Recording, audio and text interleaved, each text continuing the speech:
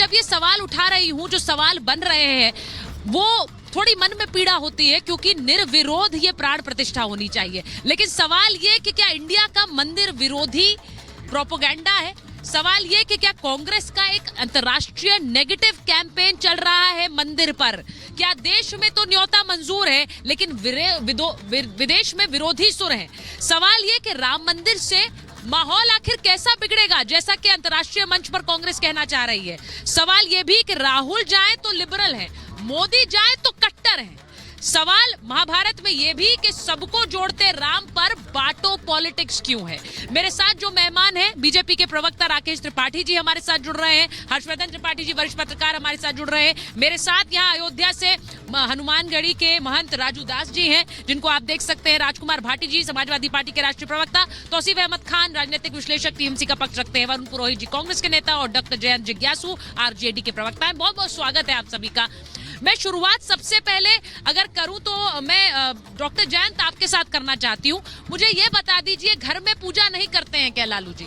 घर में पूजा नहीं करते? मैंने तो कितनी बार देखा है, ना सिर्फ उनको बल्कि सपरिवार पूजा करते हुए। राम मंदिर की प्राण प्रतिष्ठा से इतनी दूरी क्यों बना रहे हैं?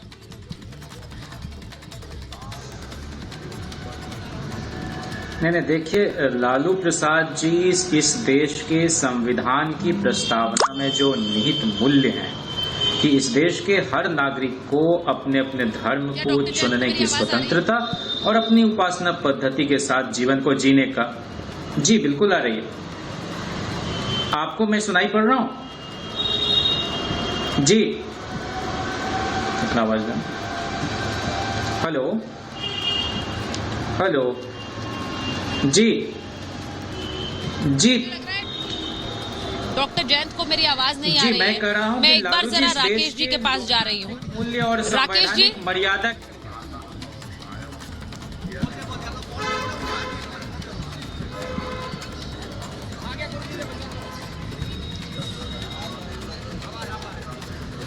मुझे कोई आवाज नहीं आ रही है। मैं यहाँ पर मैं पहले राजू दास जी से बात कर लेती हूँ, जरा अमित इसको ठीक कराइए। मैं राजू दास जी, जो लोग प्राण प्रतिष्ठा से दूरी बना रहे हैं, यहाँ पर तो न्योता मंजूर कर रहे हैं और वहां जाकर कह रहे हैं अंतर्राष्ट्रीय मंच पर के मंदिर क्यों जाते हैं प्रधानमंत्री? नहीं, देखिए, बड़े गर्व की बात है कि कम से कम अंतर्राष्ट्रीय मंच पर प्रधानमंत्री जी पहुंचते हैं, और पहुंचने के बाद देखिए उनकी जो पद्धति है, उनका जो भाव है, वो भाव भारत की जो सनातन संस्कृति है, भारत की जो व्यवस्था है, भारत में ऋषि मुनि महात्मा, क्या भगवान राम किसी दल के, क्या भगवान कृष्ण किसी दल के हैं, क्या भगवान परशुराम किसी दल के हैं, क्या भगवान बुद्ध किसी संप्रदाय पार्टी के हैं, क्या? आप देखिए, जिस प्रकार से एक निगेटिव सोच लोगों का, जिस प्रकार से लोगों को बांटने वाली साजिश, जिस प्रकार से राम जन्मभूमि के नाम पर जिस प्रकार से घमंडिया गठबंधन के नेता पहले तो कह रहे थे निमंत्रण नहीं मिला है, अब निमंत्रण मिला है तो बता रहे हैं कि वाह क्या बात है, मैं आने वाला नहीं, इसलिए नहीं क्योंकि मुस्लिम वोट खिसक जाए। कितनी दुर्भाग्य की बात है।